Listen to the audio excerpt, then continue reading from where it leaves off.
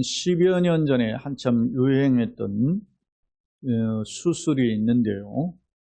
위밴드 수술이라는 것인데요. 위밴드 수술은 체중 감량에 쓰이는 수술법으로 식도와 연결된 위의 윗부분을 실리콘 벨트로 밴드로 조여 주어서 식사량을 제한하는 시술로, 이는 세계보건기구인 WHO에서 인정한 의과적 고도비만 치료법이라고 합니다. 우리나라는 2004년에 식약처에서 정식 승인을 했다고 합니다. 하지만 그럼에도 불구하고 이런 이 위밴드 시술에 대한 부작용이 왕왕 보도된 바 있는데요. 위밴드 수술로 인해서 예컨대 고도 비만이 시술이기 때문에 가이드라인이 존재하는데, 하지만 일부 병원에서는 살을 빼는 데 탁월한 수술로 홍보하고 본래의 목적을 변질시켜서 이로 인한 피해 환자들이 발생했다는 점입니다. 모 방송에서 이에 대한 취재를 한 적도 있었는데요. 그 내용을 잠깐 들여다보니까 6개 병원을 이렇게 돌아다니면서 취재를 했는데, 위밴드 수술비가 대략 한 700만 원 정도 되고, 그런데 그 가이드라인을 지켜 수술을 아니 당신은 안 해도 됩니다 이렇게 거부한 사례는 없고, 6개 병원 중에서 1개 병원만 그런 사례가 거부했고 나머지는 그냥 해도 된다 이렇게 했다라는 거예요. 심지어 초등학생한테도 이 시술을 권유한 병원도 있었다라는 보도입니다. 문제는 이 시술 후에 구토 때문에 물을 삼킬 수 없는 상황도 있는 사례도 있었고, 또 6개월 만에 영양질 실조로 쓰러진 경우도 있었고, 또 위밴드 주위에 염증이 생겨서 피부가 괴사하는 사례도 있었다라는 것입니다. 그런데 미용을 위해서라면, 외적인 그 모습을 갖기 위해서는 이 시술이 반복됐다는 거예요. 사랑하는 여러분, 사람들은 누구나 타인에게 그럴듯하게 잘 보이고 싶고, 그리고 그것으로 인해서 칭찬받기를 원하는 것이 사실입니다. 지난주에 우리 동료 목사님들 우리가 한 30여 년 넘게 같이 모이는 그룹이 있어요. 10여 명 그룹이. 그 모임에서 모였는데, 이제 해외로 나가신 선교사님 빼고 7가정이 모였어요. 근데 그 중에 이제 올해 제일 막내 격인데, 올해 환갑을 이제 지난 목사님이 팔굽혀펴기를 한 55개를 그 자리에서 하더라고요. 그러니까 다 도전을 받아요. 나도 할 수 있는데, 그랬는데 많이 아는 목사님이 이제 방바닥에 엎드려가지고 한 20서너 개 하고, 나도 해보려니까 안 되더라고요. 그래서 제가 돌아와서 도전을 받아서 땅바닥에 하는 것이 힘드니까 책상을 짓고, 좀 대각선이 좀 덜 하잖아요. 그러니까 그걸 짓고 하는 것을 지금 시작해서 한 2주차 하고 있는데, 간단치 않아요. 그런데 왜 그러느냐, 이게 도전인 거죠. 작은 도전인 것 같고, 건강을 지켜야 되겠다라는 도전이잖아요. 내가 뭘 해야 할까 하는 도전이에요. 근데 세상 사람들은, 제가 이런 도전을 받는 것은 어떤 면에서 건강한 자극이잖아요. 그러나 많은 사람들은 어떤 외모나 어떤 돈이나 이런 어떤 세상 자랑들 때문에 그게 자극이 되어서 스트레스가 되고, 그래서 그것 때문에 흔들리는 경향이 왕왕 있다라는 점입니다. 안타까운 점은 세상에 많은 사람들이 자신이 어떤 존재인가, 자신의 위대성, 자신의 어떤 참된 정체성을 모른 채 이런 남이 정해놓은 기준들, 남이 정해놓은 어떤 세상 행복을 쫓아서 살다가 우울증에 걸리고 심각하면 사살에 이르는 경우도 왕왕 있다라는 것입니다. 오늘 저와 여러분이 함께 갈라디아서 4장 1절로 7절을 읽었는데요. 이 본문의 말씀은 내가 누구인가라고 하는 나의 정체성에 대한 이야기를 하고 있어요. 그런데 주목할 점은 오늘 제목도 제가 정했는데 내가 누구인지 아는 참 신앙이란 이렇게 정했는데 바울 사도는 갈라디아 교인들을 향해서 내가 누구인지를 과거의 모습과 현재의 모습을 대조함을 통해서 내가 어떤 존재인지를 교훈하고 있다라는 점입니다. 자, 그렇다면 바울 사도가 말씀하는 상기하는 우리 성도의 과거의 모습은 무엇이고 현재의 모습은 어떤가 한번 간략하게 살펴봅시다. 자, 1절로 3절의 말씀을 한번 같이 읽어봅시다. 시작. 내가 또 말하는 유업을 이을 자가 모든 것의 주인이나 어렸을 동안에는 종과 다름이 없어서 그 아버지가 정한 때까지 후견인과 청지기 아래에 있나니 이와 같이 우리도 어렸을 때에 이 세상의 초등학문 아래에 있어서 종노릇 하였더니 할렐루야. 이게 무슨 말입니까? 이게 사실은 이게 옛날에 우리 신분의 모습이에요. 에? 그러니까 사실 어쩐 면에서 보면 냄새나는 모습들이죠. 근데 바울이 한번 이야기한 것을 간략하게 봅시다. 내가 또 말하느니 유업을 이을 자가 유업을 이을 자죠. 아직 이을 자니까 아직 유업을 완전히 이은 것이 아니죠. 그러니까 완전히 상속자로 자기가 상속을 받은 것이 아닌 사람이에요. 그러나 그 사람이 모든 것의 뭐예요? 주인이에요. 그러니까 상속을 받아가지고 주인인 것이 맞지만 그러나 상속을 아직 받지 않았죠. 않았을 때는 어렸을 동안 상속을 받는 것은 누가 받죠? 로마나 이스라엘의 법은 이스라엘은 성인식을 해봐요. 미스바 의식이라고 하는 성인식을 하고 그 로마 같은 경우는 성인을 인정하는 리베랄리아라는 그런 인정의 제도가 있어요. 근데 이때가 될 때까지는 그가 뭐 어떻게 해요? 아무리 그 주인의 아들이지만 상속자가 될 수가 없어요. 그럴 때에는 어떤데? 왜? 어리기 때문에. 아직 성인이 안 됐기 때문에. 그럴 때까지는 무엇과 같아요? 남들 보기에 종과 다름이 없다. 모든 게 주인이지만은 어렸을 동안에는 무엇과 같아요? 종과 다름이 없어서 그 아버지가 정한 누구? 후견인과 청지기. 후견인이나 청지기 뭐 대동소이 같은 말이에요. 이게 후견인과 청지기는 뭐냐면 노예 가정교사예요. 정확히 이야기하면 당시 시대로 보면 그러니까 주인이 정한 그 집안에서 가장 똑똑한 노예. 이게 사리도 분별할 수 있고 뭡니까 수리도 밟고 이런 겁니다. 그래서 체계적으로 논리적이고 계산도 잘하고 이런 그 노예 가정교사에게 가정의 일감을 맡긴 거예요. 창고지기를 하게 하고 뭐 노예들을 관리하기도 하는데 심지어는 이 후견인 이 청지기의 휘하에 누구도 둔다는 거예요? 자신의 아들도 그 밑에서 훈련받게 한다는 거예요. 언제까지? 상속자가 될 때까지. 성인식을 하기 전까지는 자기 아들이라도 상속자라도 누구 아래에 있게 한다? 청지기 아래에서 훈련받게 한다. 이게 이스라엘의 제도나 로마의 제도에 보면 여기 나와요. 자, 있나니 3절 이와 같이 우리는 누구예요 지금? 바울이나 갈라디아 교인들을 가리키죠. 다시 말하면 예수를 믿어 구원받은 성도들의 할렐루야. 우리 성도들도 어렸을 때 어렸다라는 말은 뭐예요? 예수를 믿기 전에 그런 말이죠. 믿기 전에는 이 세상에 무엇에? 초등학문 아래에 있어서 종으로 다해다 그랬어요. 이 세상의 초등학문이라는 것은 엄밀히 말하면 이 세상적인 그 어떤 기준이에요. 그런데 구체적으로는 율법임을 알 수 있어요. 근데 광의적 의미에서는 세상 철학이에요. 그리고 협의적에서는 구약의 율법이라는 거예요. 우리도 예수 믿기 전이 어렸을 때란 말이죠. 예수 믿기 전에는 세상 철학의 기준과 또 성경이 어떻게 해요? 율법 아래서 무슨 노릇을 했었다? 종로를 하는 신세였다라는 겁니다.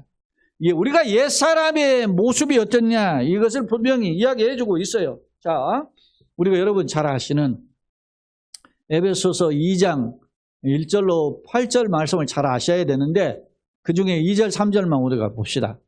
그때는 우리가 예수 믿기 전에는 그런 때, 과거에는 그런 뜻이에요. 한번 같이 읽어봅시다. 시작. 그때 너희는 그 가운데서 행하여 이 세상 풍조를 따르고, 자, 그때는 너희는 그 가운데서 행하여라고 했는데 1절에 보면 너희는 너희 허물과 죄로 죽었던 너희를 살리셨도다 그랬어요. 그러니까 그때는 언제요? 허물과 죄로 죽었던 때예요. 그러니까 그 허물과 죄로 죽었던 때에는 뭘 쫓아서 행했어요? 이 세상 풍조를 따랐단 말이죠. 세상 유행 따라서 세상 기준 따라서 살았다는 거예요. 그러면 그 세상 기준을 따라서 산 사람의 특징이 뭐냐? 그 읽어봅시다. 공중의 권세를 잡은 자 뭐요? 그 공중의 권세를 잡은 자를 따랐으니 곧 누구요? 지금 불순종의 아들들 가운데 역사하는 영이다. 공중 권세 잡은 자가 누구예요? 사탄이지. 이스라엘이나 헬라의 사상 속에는 특히 이스라엘에는 하나님은 어디 계신다는 거예요? 하늘에 계셔요. 우리는 어디에 있어요? 땅에 있죠. 그럼 중간에 뭐가 있어요? 공중이라는 것이 있죠. 근데 사탄이 이 공중에서 우리 인간과 하나님과의 관계를 어떻게 해요? 해방하기 위해서 우리가 하나님을 향하지 못하도록 중간에 어떻게 해요? 인터셉터를 한다는 거예요. 가로채서 우리를 하나님께 향하지 못하도록 수많은 잡동사니로 가로챈다는 거예요. 에? 자, 그 말씀을 기억하고 다시 읽어봐. 시작. 그때 너희는 그 가운데서 행하여 이 세상 풍조를 따르고 공중의 권세 잡은 자를 따랐으니 곧 지금 불순종 아들들 가운데 역사하는 영이라. 역사하는 영이 보이지 않지만 역사해요. 마귀가. 그러니까 우리가 사는 것이 이 유행이 온단 말이에요. 뭐가 와요. 그래서 그냥 무조건 따라가지 말고 이게 하나님께 속했는지 아니면 마귀가 장난하는 짓인지를 분별하는 지혜가 필요합니다. 할렐루야. 그러니까 우리가 부모로서 내가 예수를 믿는데 자녀가 어떤 일을 하고 뭐 할 때 무조건 오케이만 하고 무조건 다 하는 게 아니라 그 신앙의 각도로 그걸 걸러내 줘야 된다는 거지. 자녀뿐만 아니라 지금도 우리가 장성한 성도로서 그런 어떤 영적 자세가 필요해요. 자, 계속 3절까지 이어서 봅시다. 전에는 우리도 다 어떻게 해요? 그 가운데는 어떻게 해요? 공중 권세 잡은 자 따라서 세상 자랑에 빠졌다는 그 가운데서 우리의 뭐요? 육체의 육신을 따라 지내며 육체와 마음에 원하는 것을 하여 다른 이들과 같이 본지사 뭐요? 진노의 자녀였더니. 그때는 그렇게 쫓아다니니까 세상 유행 따라 세상 철학 따라 사니까 결국은 본질상 어떻게 해요? 진노의 자녀. 하나님 심판다 앞에 설 수밖에 없었다. 믿습니까? 내가 원래 그런 존재였다는 거예요. 바로 이런 사탄의 종이 되어서 사탄의 노예로서 살아가는 신세였다는 거예요. 바울이 또 다른 로마서 3장에 그래서 세상에 사는 모든 사람은 의인은 없나니 하나도 없어요. 로마서 3장 10절에 의인은 없냐 세상에 아무것도 의인 될 수 있는 사람이 하나도 없다. 그래서 의인은 없나니 하나도 없다. 그렇게 이야기한 거예요. 자, 우리의 신세, 우리의 과거의 신분은 어떤 존재다? 본질상 진노의 자였다. 세상 학문의 종로로 앉아있다. 사탄의 노예로서 살았다. 의인이 아닌 죄인이었다. 라고 하는 점을 바울은 지금 상기하고 있어요. 그런데 그렇다면 자, 두 번째로 우리가 이제 과거의 신분이 아닌 예수님을 믿어갔잖아요. 그러면 새로운 하나님의 사람으로서의 신분은 뭔가 봅시다. 4절로 6절. 자, 4절 시작. 때가 참에 하나님이 그 아들을 보내사 여자에게서 나게 하시고 율법 아래에 나게 하신 것은 율법 아래에 있는 자들을 속량하시고 우리로 아들의 명분을 얻게 하려 하십니다. 너희가 아들임으로 하나님이 그 아들의 영을 우리 마음 가운데 보내사 아빠 아버지라 부르게 하셨느니라. 할렐루야. 자, 보세요. 지금의 신분은 어떤 신분인가? 한 절씩 다시 불려. 때가 참에라고 했어요. 이게 때가 참여라는 표현은 뭐냐면 하나님이 인류를 구원하시고자 하는 스케줄이 있어요. 이게 뭐요? 구원의 스케줄이라. 이거를 구원의 역사라고 해서 구속사라 그래요. 하나님의 구원의 역사의 계획 시간표가 찼다. 무슨 시간표가 찼다는 거예요? 내가 인류를 구원하는데 인류를 어떻게 구원하겠다는 거예요? 메시아, 구세주를 보내서 그를 건져내야 되겠다. 그들을. 그런 때가 찼다는 거예요. 할렐루야. 그래서 예전에도 이 때라는 단어가 헬라어에는 두 단어가 있어요. 그러니까 소위 크로노스가 있고 카이로스인데 크로노스는 일반적인 시간을 이야기하고 카이로스는 정해진 시간을 가리킨다 그래요. 그런데 이 때가 참여가 카이로스. 그리고 제가 헬라어 원문을 제가 보았어요. 호테덴 엘렌토 플레로마 투 크로노라고 했어요. 크로노가 이 시간을 가리키는 정해진 시간인데, 근데 그 하나님의 시간표로 이야기하고 있어요. 자, 한번 보면 이게 무슨 시간이냐면 구속의 시간표인데, 그럼 어떻게 이루어졌냐? 하나님이 그 아들을 보냈다는 거예요. 아버지의 스케줄을 따라 누구를 보냈어요? 아들을 독생자를 보낸 거죠. 독생자를 보냈는데 그냥 보낸 게 아니고 어떻게 여자에게서 나게 하셨어요. 동정녀 마리아에게서 나게 하셨어요. 왜 동정녀 마리아에게서 나게 하셨을까요? 이유가 뭐냐는 거예요. 그는 인류의 죄를 속량하는 법칙이, 죄의 삭은 뭐죠? 사망. 인류가 죄값으로 죽어야죠. 그러면 누가 죽어야 되는 거야? 인간이 죽어야 돼. 근데 내가 나의 죄를 해결하기 위해서 내가 죽을 수 없죠. 그래서 누구를 보내야 되는 거야? 인류의 죄를 해결할 또 다른 인간. 그런데 또 다른 인간은 의인은 없나니 하나도 없죠. 그러니까 죄가 없는 인간이 필요한 거예요. 그래서 누구를 통해서? 동정녀의 몸을 빌어서 죄 없는 인간의 몸을 보내셨어요. 누구? 예수님을. 그게 하나님이 정하신 속량의 법칙이란 말이에요. 여자에게서 나게 하시고 율법 아래에 나게 하시고, 율법은 뭐요? 모든 사람 의인은 없다, 하나도 없다라는 그 가운데서 해결하는 법칙으로 나게 하신 것은 두 번째 5절 읽어봅시다. 율법 아래에 있는 자들을 어떻게? 속량하시고, 우리가 지금 전부 다 율법 아래에 있죠. 있는 자들을 속량하시고 우리로 뭘? 아들의 명분을 얻게 하려 하십니다. 할렐루야. 예수님 오신 것은 크게 두 가지로 부르는 거예요. 우리의 죄를 어떻게 해요? 속량 다 씻어 버려주시고, 그리고 우리로 뭘 얻게 해요? 아들이 되게 하는 거예요.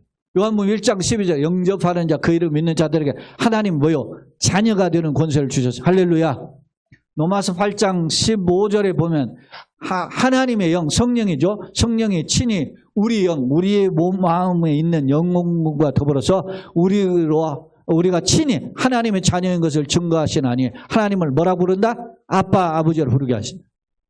그러니까 우리가 예수님이 이 땅에 오신 것은 우리의 죄를 대속해서 십자가에 죽으실 뿐만 아니라 우리로 하여금 뭘로 삼으셔요? 하나님의 아들 삼으시기 위해서 오셨어요.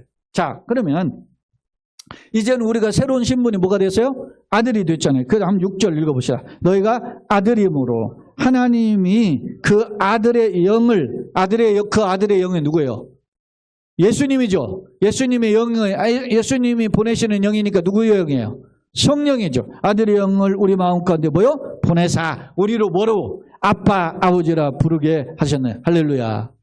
교회 가면 하나님 아버지라고 부르는데 무조건 부르는 게 아니라 우리 안에 누가 계시기 때문에, 그리스도의 영, 아버지의 영, 성령이 계시기 때문에. 할렐루야. 그래서 성령이라는 이름을 가지고 있지만, 홀리 스피릿이라고는 성령이라는 이름이 있지만, 아버지께서 보내신다고 해서 아버지의 영이라고도 하고, 아들을 통해서 보내신다고 아들의 영이라고 하고, 하나님의 영이라고도 하고, 우리를 항상 우리와 함께 하시기 때문에 보혜사라고도 하고. 할렐루야. 이 성령의 이름이 이렇게 다양하다. 그래서 성령이 나로 하여금 하나님을 아빠, 아버지라 부르게 하시는 줄로 믿습니다. 그러니까 우리가 성령 안에서 하나님은 아버지. 고린도후서 5장 17절 누구든지 그리스도 예수 안에 있으면 새로운 뭐요? 피조물이라. 이전 것은 지나갔으니 보라 어떻게? 새 것이 되었도다. 할렐루야. 새 것이라 말입니다. 자, 우리가 새 것이 되었다면 이제는 어떤 존재인가? 자, 4장 7절 우리가 다시 와서 우리 본문의 마지막 절. 그러니까 우리가 어떻게 해야 되는지 한번 자기 정체성이 뭔지를 강조하는 것. 자, 7절 같이 읽어보시죠. 시작. 그러므로 네가 이후로는 종이 아니요 뭐요? 아들이니 아들이면 하나님으로 말미암아 유업을 받을 자니라. 할렐루야. 여기에 네가 이제는 종이 아니라 과거에 속한 자가 아니라 새로운 피조물이에요. 그러니까 이제는 뭐요? 아들이에요. 근데 아들인데 어떤 아들이에요? 유업을 받을 아들. 이 아들을 뭐라 그래요? 상속자라. 그렇게 표현했어요. 네? 상속자리 크로노노머스라고 하는 그 성경에 이 신약성경이 많이 나오는데 이게 유업을 받을 자를 상속자를 그렇게 표현해요. 우리가 하나님의 상속, 뭘 상속해? 천국을 상속한다. 네? 바울은 이 상속자임을 강조해요. 과거의 신분이 어떤 존재였나? 현재의 신분이 어떤 존재인가를 이야기해. 사랑하는 여러분, 여러분 어떤 존재입니까? 내가 하나님의 아들이고 하나님의 상속자인 줄로 믿습니까? 왜 그러는데? 자, 4장에 와. 지금 1, 2, 3, 4, 5, 6장까지 갈라디아에 있는데 왜 바울이 갈라디아 교인들에게 이런 말을 할까요? 갈라디아 교회에 문제가 있었던 것입니다. 어떤 문제가? 자신의 정체성을 잃어버리고 지금 거짓 교사의 침투에 의해서 자신이 누군지를 잃어버리고 갈팡질팡하는 사람들이 있었다는 것입니다. 오늘 우리가 이 세상을 살면서 내가 누구인지 하나님의 자녀로서의 정체성을 놓치면 갈팡질팡하게 돼요. 자, 한번 봅시다. 갈라디아 교회가 어떤 갈팡질팡을 했는지 한번 봅시다. 3장 26절로 27절 한번 봅시다. 3장 26절로 27절 시작. 너희가 다 믿음으로 말미암아 그리스도 예수 안에서 하나님의 아들이 뭐요? 되었으니 할렐루야. 될 것이니가 아니에요. 되었으니 이미 양자가 되었어요. 아웃옵션. 하나님의 뭐요? 법적 상속자가 되었어요. 믿습니까? 여러분, 하나님이 우리에게 인정하시는 기준은 법적인 것이 있고 법적 용어도 있어요. 법정에서는 땅 때리는 걸 뭐라고 그랬어요? 의인이라고 했어요. 의인. 예? 법적인 것은 뭐요? 상속자라는 거예요. 다시 봅시다. 너희가 뭘로 말미암아? 믿음으로 말. 나의 행위, 노력, 뭘 지켰기 때문에 해서 얻은 게 아니라 오직 예수 그리스도 하나님의 구원의 약속을 믿음으로 말미암아 하나님의 예수 안에서 누구가 됐어요? 하나님의 아들이 되었어요. 할렐루야. 그러니까 누구든지 누구든지 그리스도와 뭐요? 합하기 위하여 세례를 받은 자. 내가 예수를 믿었다는 것은 예수님과 연합하기 위해서 뭘 했어요? 세례를 받은 거죠. 그죠? 그런 자는 뭐가 되었어요? 그리스도로 옷 입었느니라. 할렐루야. 이 무슨 말이냐? 노마가 전쟁에서 나가서 포로를 잡잖아요. 포로를 잡으면 둘 중에 하나를 선택하게 해요. 포로가 될래? 아니면 죽음을 택할래? 그러니까 포로가 안 되기 하는 사람은 그냥 죽어요. 포로가 된 사람은 무슨 옷을 입혀요? 로마 노예의 옷을 입혀요. 오늘 우리가 그리스도의 옷을 입었다는 누구의 노예가 됐다는 거예요, 이제.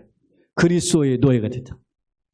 과거에는 뭐요? 세상의 노예, 율법의 노예, 죄의 노예였지만 이제는 하나님의 자녀로서 그리스도의 노예가 됐어요. 할렐루야. 그래서 우리가 주님을 뭐라고 불러요? 예수님을 주님이라 부르잖아요. 이 주님이라는 표현은 나는 예수님의 노예입니다. 그런 말이에요. 그리스도인이라고 하죠. 크리스찬이라는 말이 있잖아요. 그리스도인이 그리스도에 속한 것들이란 말이에요. 그러니까 예수의 노예라 그런 말이에요. 자, 5절, 3장 5절 한번 봅시다. 3장 5절. 같이 한번 읽어봅시다. 시작. 너희에게 성령을 주시고 너희 가운데 능력을 행하시는 이 일이 율법의 행위에서냐 혹은 듣고 믿음에서냐. 자, 여기 보면 너희에게 뭘 주셨어요? 성령을 주시고 너희 가운데서 능력을 행하시는 이 일이, 능력을 행하시는 분이 누구예요? 하나님 아버지죠. 하나님 아버지의 일이 우리에게 성령 부어주시고 하나님의 우리를 삼으셨는데 그렇게 삼으신 일이 우리가 율법의 행위 때문에 그렇게 하셨느냐 아니면 듣고 뭐냐 믿음 때문이냐 물어보는 거예요. 방금. 사랑하는 여러분, 내가 믿었으면 뭘 받았다는 거 지금? 성령을 받았다. 내 안에 누가 계세요? 성령이신. 할렐루야. 그걸 지금 바울 사도가 갈라디아 교인들에게 반문하는 거야 지금. 응? 자, 우리가 근데 이게 뭐 당시 왜 그래 이런 말을 할까요? 당시 거짓 교사가 참여해 출연해서 갈라디아 교회를 흔들어대기 시작했단 말이야. 예수 믿어도 안 돼. 율법 지켜야 되고 특히 할례 받아야 돼 하면서 막 하고 강조하는 거야. 그게 인마 그 진짜 믿음이지 막 이러면서 가르쳤다는 거예요. 자, 한번 봅시다. 이에 대해서 바울이 뭐라고 하는지 봅시다. 갈라디아 교인들한테 3장 1절로 3절. 바울 사도가 하는 말 봅시다. 어리석도다 갈라디아 사람들아. 야, 이 멍청한 놈들아. 이렇게 이 말을 하는 거지. 야, 이 멍청한 이 갈라디아 사람들아. 자, 예수 그리스도께서 어떻게 해요? 십자가에 못 박히신 것이 너희 눈에 밝히 보이거늘.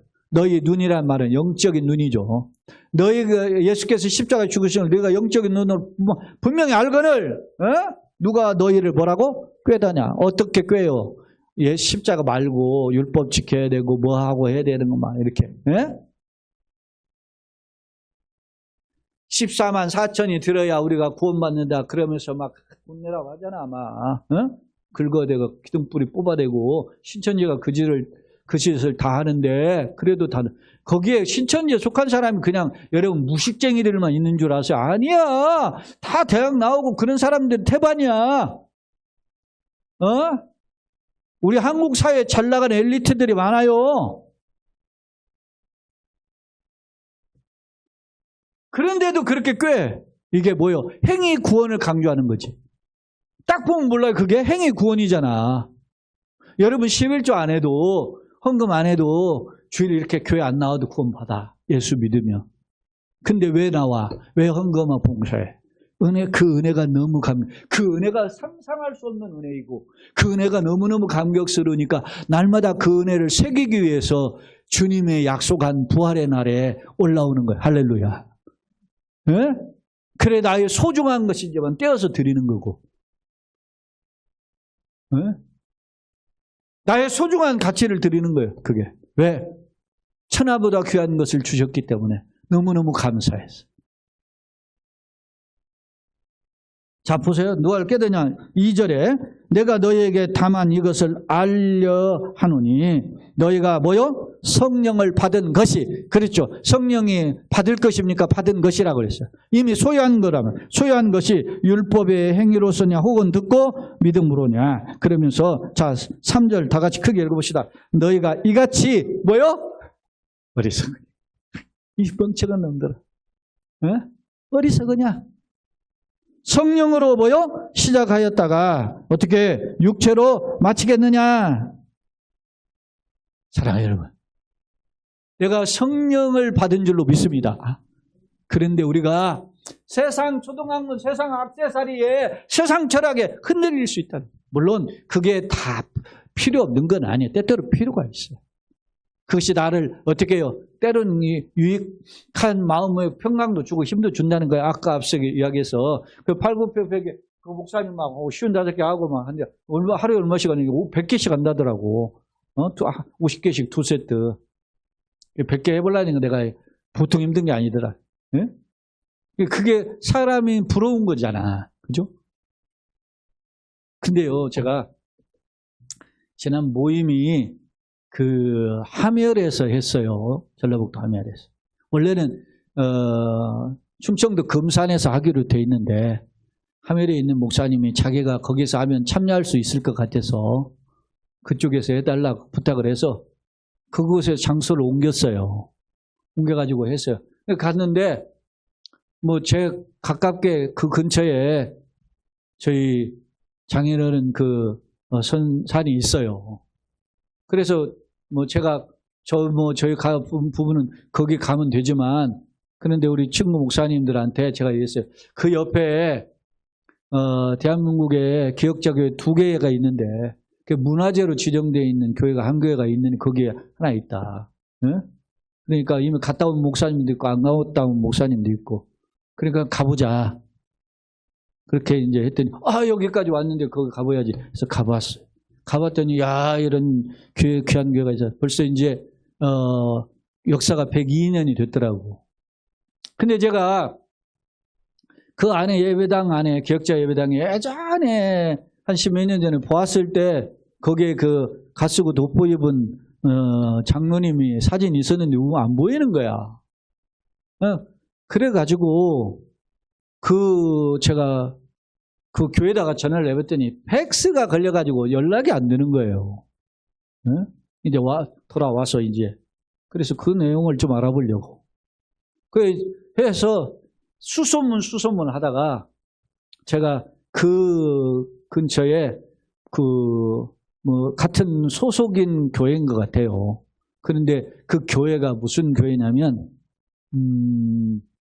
제 외가 쪽에 저희 어머님의 외가예요. 그러니까 제가 외가잖아요. 외가에 또 외가죠. 어머니의 외가니까. 그 외가의 할아버지가 그쪽 교회 장로님이었어요, 그게.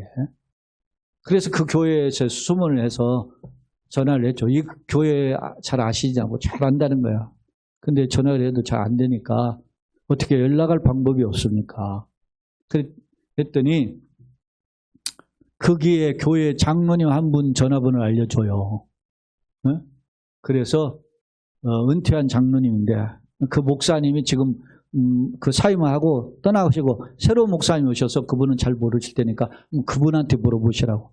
그래서 제가 그분한테 전화를 했죠. 했더니 2년 전에 100주년이 돼가지고 100주년 편찬사가 있으니까 그 내용에 사진들이 다 모아놓고 했으니까 한번 볼 수 있다고 그래서 제가 그러면 한 권 보내달라고 그랬어요.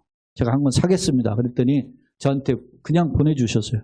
그래서 지난 주간에 제가 받아서 그 사진을 다 봤어요. 그런데 그 사진이 없기는. 없는데 제가 왜 이런 이야기를 하느냐면 제가 책을 해서 제가 황혜령 사모한테 줬어요. 당신 집안의 보배잖아. 네? 그 갓쓰고 돋보 입은 그 장로님이 황혜령 사모의 할아버지예요. 친할아버지. 근데 그 100주년 역사의 사진에는 역대 장로님, 3대 장로님으로 돼 있더라고. 저희 장인어른도 청년 때 활동하던 사진도 있더라고. 제가 살펴보니까. 명단도 있고. 개인적으로는 가문의 귀한 영광이야, 내가 보기에. 근데 역대 출신 분들의 장로님, 목사님, 장로님들이 있는데 우리 장인어른 사진이 없어요. 그래서 제가 전화를 다시 했어요. 감사합니다. 책을 참 감사히 받았는데 왜 우리 장인어른 사진이 없나요? 연락이 오랜 끊긴 사람들에게는 전화를 주고받다가 연락이 안 된 분들은 사진을 못 넣어놓기도 했습니다. 사랑해요. 제가 저희 처가의 일이지만 신앙의 자존심이 걸린 이야기이기 때문에 그걸 좀 더 살펴보고 싶더라고. 나는 믿음의 가문이야. 에? 나는 이런 곳에서 나는 성장했어. 신앙의 정체성이 이렇게 유대인들이 이걸 이야기. 근데 누가 빠지면 예수가 없으면 안고 없는 찐발. 아무리 껍질이 있어도 예수가 없으면 아무것도 아니야. 바울이 그걸 지금 강조하는 거예요. 너희가 이같이 어리석으냐. 예수 없이 껍질만을 이야기하느냐. 이야기하는 거예요. 너희 안에 예수님이 있으면 성령이 함께 계신다. 할렐루야. 강조하고 있어요. 자, 1장 6절로 8절. 예전에도 제가 2달 전에 이 갈라디아서 6장 설교를 했어요. 그때도 이 본문을 살펴봤어요. 1장 6절 8절. 같이 한번 읽어봅시다. 시작. 그리스도의 은혜로 너희를 부르신 이를 이같이 속히 떠나 다른 복음을 따르는 것을 내가 이상하게 여기노라. 다른 복음은 없나니 다만 어떤 사람들이 너희를 교란하여 그리스도의 복음을 변하게 하려 함이래. 그러나 우리나 혹은 하늘로부터 온 천사라도 우리가 너에게 전한 복음 외에 다른 복음을 전하면 저주를 받을지어다. 다른 복음 없어요. 예수 구원 외에는 다른 구원이 없어요. 할렐루야. 그런데 누가 어떻게 해요? 예수 알맹이를 빼고 껍질만 살짝 집어넣어가지고 흔들어대니까 누가 다 흔들렸다. 흔들린 사람들이 누구라는 거예요? 갈라디아 교회. 그래서 바울은 그들을 향해서 뭐라고? 이 멍청이들아. 어리석도다 갈라디아서. 자, 그러면 보세요. 이런 갈라디아 교인들한테 믿음의 샘플 하나 제시해요. 그 사람 누굴까요? 믿음의 조상 아브라함. 그 아브라함 이야기를 한번 하고 말씀 정리해 보겠습니다. 자, 3장 6절 7절이 3장 6절 7절 같이 읽어봅시다. 아브라함이 하나님을 뭐요? 믿음에 그것을 그의 의로 정하셨다 함과 같으니. 아브라함이 뭐 했다? 하나님을 믿음에. 하나님을 믿으니까 하나님은 그의 의로 정했어요. 아브라함이 뭐 행동이 훌륭해서 그를 의인 삼은 게 아니란 말입니다. 자, 7절 똑같이 읽어봅시다. 그런즉 믿음으로 말미암은 자들은 아브라함의 자손인 줄 알지어다. 할렐루야. 여기가 정답이 있는 거예요. 믿음으로 아브라함처럼 우리가 믿음을 가지면 아브라함의 자손이에요. 영적 자손. 아멘이십니까? 어떤 할례를 받았기 때문에 내가 아브라함 자손이 아니라, 족보로 몇 대손이기 때문에 아브라함 자손이 아니라 내 안에 예수님이 있으면 그가 아브라함의 자손인 줄로 믿습니다. 바울은 분명히 선을 그었고 있어요. 주목할지만 아브라함 예수님 오시기 2000년 전 사람이에요. 참고로 우리는 예수님 오신 후에 2000년 전 사람이에요. 2000년 후의 사람이에요. 아브라함이나 예수님 시대나 오늘 우리 시대나 모두 다 무엇으로 구원받는다? 메시아의 약속을 붙잡는 자에게 구원을 주시는 줄로 믿습니다. 이 약속을 놓쳐서는 안 되는 거예요. 그래서 제가 이 토저 이야기를 여러 번 했죠. 토저가 뭐라고 했어요? 현대교회는 끔찍한 질병이 있다면 그것은 하나님이 얼마나 위대하신지를 뭐요? 모르는 것이다 그랬어요. 이처럼 그 크신 하나님의 사랑으로 내가 예수 믿게 된 줄로 믿습니다. 말씀을 정리합니다. 철로 역정의 저자인 존 버년이 이 사람이요. 제가 이 존 버년의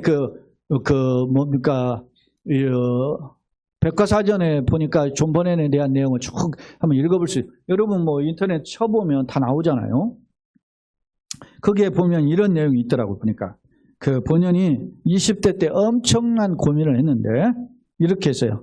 하나님, 예수님, 성경에 대한 회의가 성경 말씀에 대한 회의가 홍수처럼 내 영혼에 밀려옵니다. 큰 혼란에 빠졌습니다. 하나님, 예수님 도와주세요. 뭐 이렇게 했어요. 그러면서 이런 말을 해요.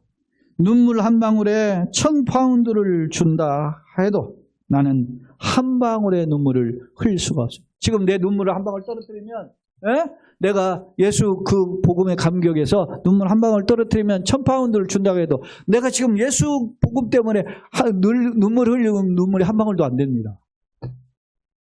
나에게 감격에서 다 사라졌어요.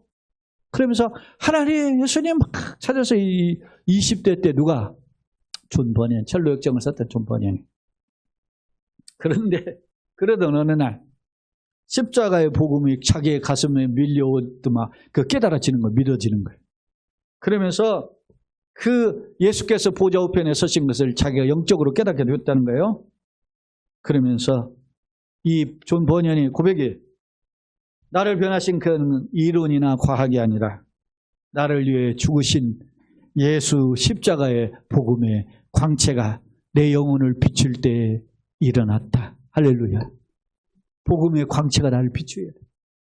그래 여러분, 예수님 도와주세요. 주님 도와주세요. 나에게 주님의 복음의 광채가 비추게 하여 주옵소서.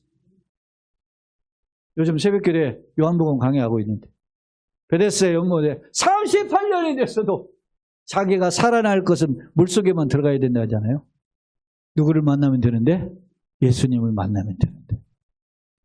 그 고정관념이 자기를 여전히 묶고 있는 거예요. 내 인생 속에 잘못된 고정관념이 사로잡혀 있지는 않는 거예요. 이 본연 이야기를 다시 한번 하겠어요. 본연이 12년 감옥도 갔더라고. 어떻게 갔느냐 보니까 국왕 찰스 2세가 십자가 설교를 중단하라 이렇게 설교 중단의 명령을 내렸는데 본연이 이것을 거부했다가 감옥에 가서 12년 감옥 생활을 했어요. 20대 때는 예수님 몰라가지고 살았던 사람이 예수님 알고 난 뒤에 예수 막 전하다가 어떻게 해요? 예수님 때문에 감옥에 12년간 갇힌 거예요. 원망하지 않아. 근데 그때 당시에 찰스 2세인데 영국의 국왕이 찰스 2세인데 존 오웬이라고 하는 또 다른 이 태어나기는 존 번연보다는 한 10년 빨리 태어나고 죽기는 좀 한 10여 년 늦게 죽은 사람이 존 오웬이라는 유명한 청교도 신학자가 있어요. 근데 존 오웬에게 이런 말을 했어요. 왜 사람들이 무식하고 어설픈 이 설교자 저 존 번연 같은 놈에게 미혹되는지 몰라? 하고 비아냥거렸다. 그러자 이 존 오웬이 뭐라고 했느냐? 폐하, 그 어설픈 설교자처럼 제가 설교만 할 수 있다면 제가 가지고 있는 모든 학식과 지식을 다 내려놓겠습니다. 그래서 왕을 굉장히 어떻게 해요? 한 방에 훅 펀치를 날려버린 거지. 존 번연은 그렇게 위대한 사람, 그렇게 존 오웬이라는 이 청교도 신학자가 평가했다는 거예요. 사랑해 여러분. 나는 어떤 사람으로 평가받을 것 같아요? 세상 껍질을 자랑하는 시대에 있습니다. 나는 보기에 아무도 평가하지 않을 수도 있습니다. 그것에 슬퍼하거나 낙심하지 마시고 오늘 나는 과거에 노예였지만 이제는 그리스도 안에서 새로운 하나님의 상속자가 되었음을 기억하고 강하고 담대함으로 당당히 걸어가시는 진정한 축복의 주인공들이 다 되시기를 예수님의 이름으로 축원합니다. 아멘. 좋으신 하나님.